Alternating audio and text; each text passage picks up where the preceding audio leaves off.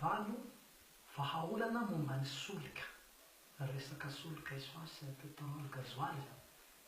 Anisan'ny tena mampahatratsika ihany koa ny resaka solika satria efa be dia be moa ny fiara ampiasaintsika amin'izao dia mandany solika be. Indraindray ny solika miakatra ny vidin'ny essence, vidin'ny pétrole sy ny gasoil. Nisy fotoana koa izao nanontany Jesosy momba ny solution an'izay zavatra izay.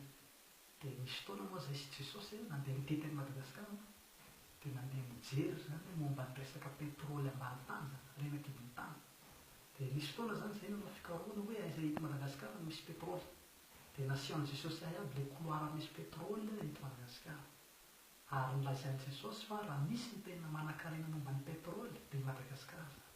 Ary misy kanala pétrole ngeza be 4 zany farany nolazaiko aminareo zany. 4 nolazaiko aminareo fa mbola ankoatran'izay tsy ambarako anareo. Ngeza be. Ary atahoran'ny raisam-pirenena zany fa raha vao vaky io pétrole avy ety Madagasikara dia mihena koa ny pétrole rehetrarehetra maneran-tany. Amintsika eto zany ny loharano voalohany hipoirana izay zavatra rehetra. Ary tsika zany tena manan-karena momba ny solika zany raha nataoko ny fandiniana. Ka i Jesosy moa fa nanome vahaolana fa raha mijoro ny fanjakan'i Jesosy io dia ovana izay problème izay zany.